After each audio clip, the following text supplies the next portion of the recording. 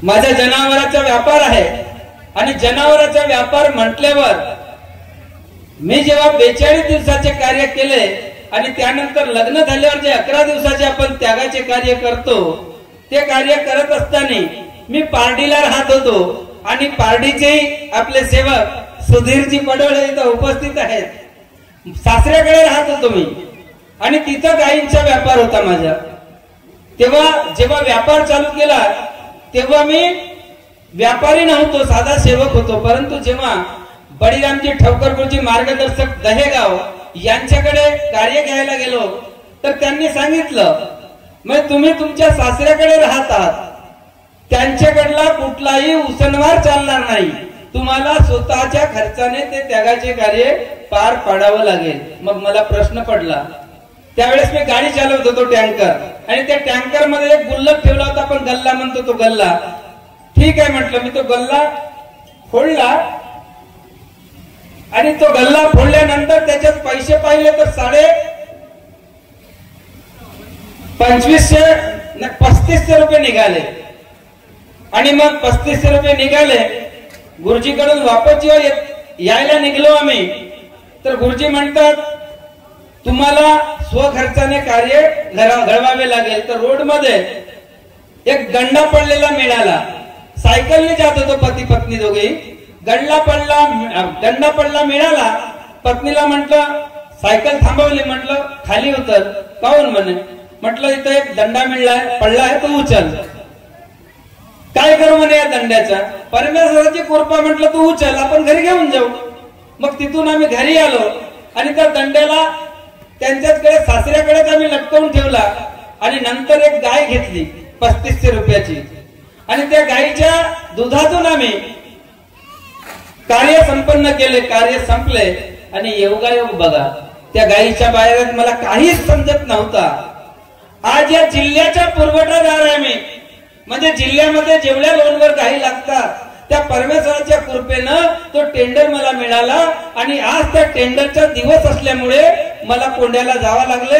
त्याच्यासाठी मी माफी मागतो आणि कोंड्याला जाऊन जवळपास आज आम्ही 18 गट केले, म्हणजे 18 36 गायी, काही गायी आणि काही म्हशी द्याव्या लागल्या। ही ती परमेश्वराची कृपा। तर या सगळ्यामध्ये सगळ्यात महत्वाचा मुद्दा काय आहे, होते कसा बऱ्याचशा वेळेस मी सेवक आहे आणि सेवकाला बाबांनी सांगितलं आहे मराठीमध्ये मी आणि हिंदीमध्ये मन। हा मराठी मधला मी त्या विनंतीमध्ये 4 वेळा दिला गेलेला आहे। तो कोणासाठी आहे, त्या व्यक्तीसाठी आहे। आणि त्याच विनंतीमध्ये अजून एक शब्द दिलेला आहे जीवनात, तोही 4 वेळा दिला गेलेला आहे। म्हणजेच बाबांना दिलेले तत्व शब्द नियम मी स्वतः बांधून घेतलेला आहे बाबांच्या समोर परमेश्वराला वचनबद्ध होऊन। परंतु मी त्या वचनामध्ये जेव्हा माझ्याकडे एखादा पद येतो तेव्हा मी सेवक आहे, पहिली पायरी मी सेवक आहे हा विसरून जातो। हा विसरल्यानंतर मोह माया अहंकार माझ्यामध्ये येते आणि त्या मोह माया अहंकाराच्या रूपामध्ये या पृथ्वी तलावर आता जो युग चालू आहे त्याचं नाव आहे कली। आणि ती कली आमच्या घरामध्ये घुसतो आणि कली जेव्हा घरामध्ये घुसतो तेव्हा त्या घराचा घरपण निघून जातो। आणि म्हणून ज्या भगवंताला बाबांनी पाहिलं, ज्याला आम्ही भगवंत म्हणतोय, तो भगवंत काय म्हणतोय बाबाला, बाबा म्हणतात मैंने भगवान को पा लिया।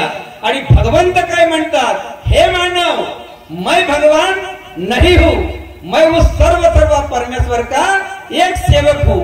जो परमेश्वर आहे तो स्वतःला सेवक म्हणतो, परंतु हा सेवकाला एखादा पद मिळाला तर हा सेवक स्वतःला त्या परमेश्वराच्याही वर घेऊन जातो। हा फरक आमच्यामध्ये आहे। म्हणून काय म्हणतो तो परमेश्वर, जेव्हा लक्ष्मणाला बाण लागली आणि लक्ष्मण रामाच्या मांडीवर बसला होता तेव्हा हनुमानजी त्या रामाला सांगतात, काय म्हणतात, पीलू मैं सागर को, हनुमानजी म्हणतात भगवंताला, पीलू मैं सागर को या डुबा दूं सागर में लंका। जिसका सामान कायनात को चलाने का उसमें सामर्थ्य है।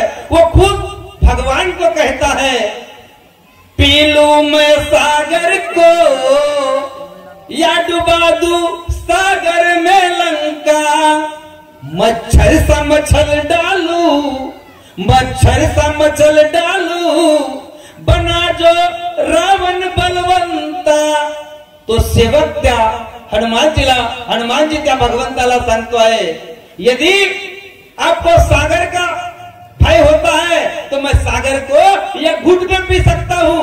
यदि उस लंकापति का भय है तो उस लंका को मैं सागर में डुबो सकता हूँ, और जिस रावण का भय है तो मच्छर के जैसा ऐसे मचल सकता हूँ बोले।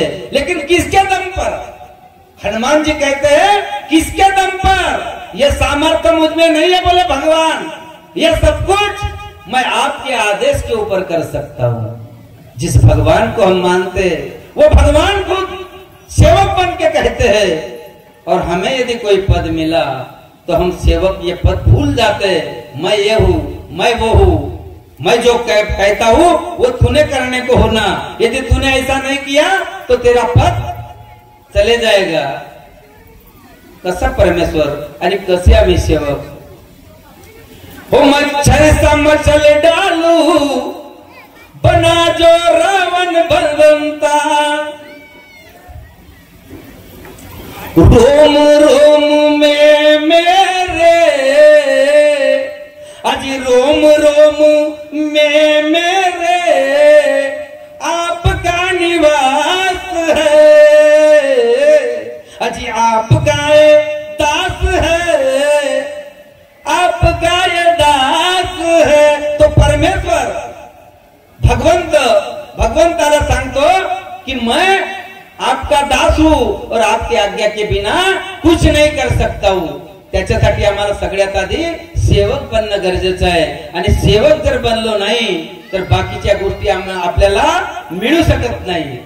म्हणून महान त्यागी बाबा जुमदेवजी यांनी दिलेले 4 तत्व, 3 शब्द आणि 5 नियम हे खूप महत्वाचे आहेत।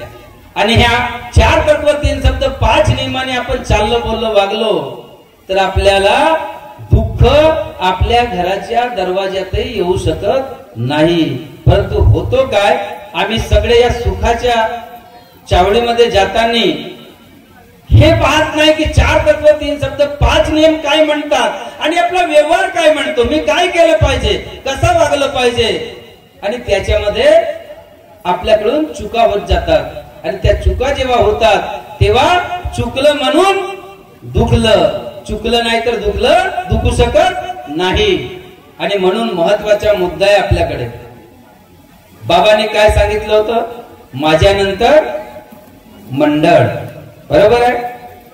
आज जे पाहुणे मंडळी काही इथं येणार होते, काही पाहुणे मंडळी इथं येणार होते, काही लोकांनी त्यांना सांगितलं की हा कार्यक्रम मंडळाचा नाही, बाकीचे काही लोक इथं दुसऱ्या मंडळाचे येतात, म्हणून ते तुमचे येणारे पाहुणे मंडळी भंडाऱ्यावरून रिटर्न गेले।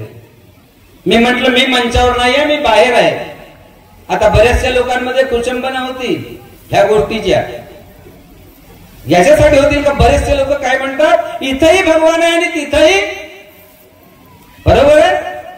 मग याच्यासाठी महान त्यागी बाबा जुमदेवजीचा विचार बघा, त्या काळात बाबांनी सांगितलं होतं, 21 दिवसाचे कार्य दिले होते की या धर्माला सांभाळण्यासाठी मला सेवकातून किंवा परिवारामधून एक 12 ते 20 वर्षाच्या अंदरचा युवक द्या। यदि वो युवक मुझे देते हो तो उसको मैं युग पुरुष बना दूंगा। कसे होते बाबा? तेव्हा कोणीच झाला नाही, बाबांनी प्रयत्न केला पण कोणीच झाला नाही। आणि तुमसर बदला एक मार्गदर्शक जे बाबांच्याच वयाचे होते ते बाबांकडे गेले, आणि मग बाबांनी म्हटलं कागा म्हणे तुझा आणि माझा वय किती आहे, जवळपास सारखाच, मग तुझा आणि माझा वय, मी जेव्हा जाईन तूही माझ्या मागोमाग येशील, मग युग पुरुष कसा? युग पुरुष या सेवकांमधून किंवा कुटुंबामधून कोवळ्या वयाचा मुलगा असला पाहिजे आणि येणाऱ्या काळात तो सांभाळू शकेल। कोणीच तयार झाला नाही, झाला का? कोणीच झाला नाही। आणि आज हे एवढे का झाले? तुम्हा सगळ्यांच्या ज्यांच्या डोक्यामध्ये काही कल्पना असतील, काही हे असेल, विचार असेल, त्याचा महत्वाचा मुद्दा, बाबांनी आपल्या परिवारालाही त्या मंडळाचा आदेश दिला नाही. बाबांनी हा मंडळ कोणी 11 लोकांचा किंवा 15 लोकांचा नाही आहे. त्या मंडळाचा पाया तुम्ही आहात, तुम्ही मालक आहात. तुम्हाला ती संधी दिलेली आहे बाबांनी की योग्य त्या व्यक्तींना तुम्ही मतदान करून तिथपर्यंत पाठवू शकता. परंतु हा मतदान करणारा व्यक्ती बऱ्याचशा वेळेस मी मंडळाचा आहे, बाबांच्या आदेशाचा आहे हा विचार सोडून देतो आणि याच्या मागं त्याच्या मागं धावतो आणि स्वतः चूक करून बसतो आणि मग म्हणतो मी चुकलोच नाही. आणि चुकलो नाही म्हटल्यानंतर जेव्हा याच्यावर दुःख येतात मग स्वतःच मार्गदर्शकाला सांगतो की दादाने मी अशी चूक केलेली आहे. तसा मार्ग आहे. म्हणून बाबांनी तुम्हाला मला सगळ्यांना सारखा दिलेला आहे. काही कोणाला जास्त दिलं नाही, काही कोणाला कमी दिलेला नाही. आणि याचे जर अनुभव ऐकायचे, आमच्या गावामध्ये ठवकर गुरुजी, विश्वनाथजी ठवकर गुरुजी आणि एक शेलोकरजी, ते मार्गात नव्हते. शेलोकरजी, ठवकरजी मार्गात आहे. शेलोकरजींनी गायी चारल्या आणि त्यांच्या ढगाचा गठ्ठा, ठवकरजी जे मार्गदर्शक होते, तलसीचा गठ्ठा बांधला आणि गायी घेऊन घरी निघाला. परंतु आधी ठवकरजीचा घर पडतो मार्गदर्शकाचा, त्यानंतर शेलोकरचा घर पडतो. जेव्हा याने गठ्ठा समोर पकडला, गायी माग येऊन राहिल्या, हा निघला. पण ठवकरजीच्या घराजवळ जेव्हा आला, याने क्रॉस केला, मात्र गायी एक पाऊणही समोर जात नव्हत्या. कसा परमेश्वर पहारा करतो. आणि हा घाबरला. ज्याने गठ्ठाभर तणी सांगली होती तो घाबरला. त्याला विचार पडला की गायी समोर काय येत नाही. पण तो काळ होता त्यावेळेस परमात्मा एक सेवक नव्हते म्हणत, झुमदेवाले म्हणत होते, झुमदेवाले. आणि जागृत बाबा नाही म्हणे, यांच्या काही सुत्रीचा सळा जरी नेला तर आपल्याला दुःख नक्की येईल म्हणे. परंतु आज आम्ही त्या नियमाच्या बाह्य जातो म्हणून लोक आमची थट्टा करतात आणि त्याला थट्टा करण्यासाठी मी जबाबदार आहे. मी रिकामी जागा दिलेली आहे लोकांना शब्द भरण्याकरिता. आणि मग काय झालं, त्याने गठ्ठा खाली ठेवला आणि ठवकरजीकडे गेले. अजी म्हणे माझ्या गाई समोर जाऊन राहिले, जात नाही आहे म्हणे. मी काय करू. नाही म्हणे, तुमच्या ढगाची मी तनीच चोरून आणलो. मला नाही माहित म्हणे कुठची चोरला ते, मला माहित नाही. तर म्हणे मला माफ करा. मी माफी देणारा कोण आहे म्हणे. प्रतिमा तिकडे उभा हो, का केला ते कर्म सांग. याने तिकडे विनंती केली आणि इकडे गायीनी रस्ता क्रॉस केला. जसा लक्ष्मणाने रेषा पडली आणि सीतेला सांगितलं हिच्या बाहेर जायचं नाही, ती बाहेर गेल्यानंतरच रावणानं तिला घेऊन गेला. आणि तेच कार्य आमच्या मार्गामध्येही आहेत, आजही आहेत. पण चालणाऱ्यासाठी, बोलणाऱ्यासाठी, वागणाऱ्यासाठी आजही सत्ययुग आहे. आणि सेवकामध्ये असूनही चोरी चिकारी करत असेल तर त्याच्यासाठी कलियुग आहे. आणि त्या कलियुगासाठी भगवंत धावणार नाही, मग त्याच्या कर्मानुसार तो सैतान त्याच्या पाठीच्या मागे लागणार आहे. म्हणून परमेश्वराचे कार्य केला तर तुम्ही सेवक म्हणून उभे राहिला तर भगवान तुमच्या पाठीच्या मागे आहे. आणि सेवक म्हणून राहून चोरी केला तर सैतान तुमच्या पाठीच्या मागे आहे. कारण मग कसे करायचे तुम्हाला करायचं आहे. म्हणून म्हटलंय घर आयो है, घर आयो है, घर आयो बाबा हनुमान जी. सेवक घर आनंद भयो, घर आयो है, घर आयो है, घर आयो बाबा हनुमान जी. इस टाकड़ी नगर में आनंद भयो. 4 तत्व का पौधा लगाया, 4 तत्व 3 शब्द 5 नियम का बाबा ने पौधा लगाया. वो सेवक भैया, वो सेवक आई, वो सेवक ताई, मेरे बाबा ने पौधा लगाया. उस पौधे को, अजी उस पौधे को पानी डालकर आई ने पेड़ बनाया. ओ भैया, आई ने पेड़ बनाया. उस पेड़ पर, अजी उस पेड़ पर चढ़ बैठे भगवान बाबा हनुमान जी. घर आयो बाबा हनुमान. प्रत्येकाच्या घरामध्ये बाबा उपस्थित आहे.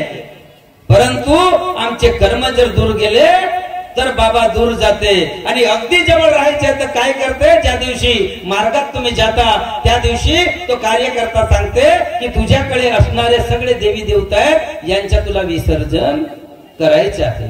आणि हा सेवक विसर्जन करतो आणि पहिल्या दिवशी विसर्जन झाल्यावर ती ताई आपल्या घरी सळा सारवण करतो आणि सळा सारवण केल्यानंतर अंधारामधून प्रकाशामध्ये ती कशी पदार्पण करते बघा.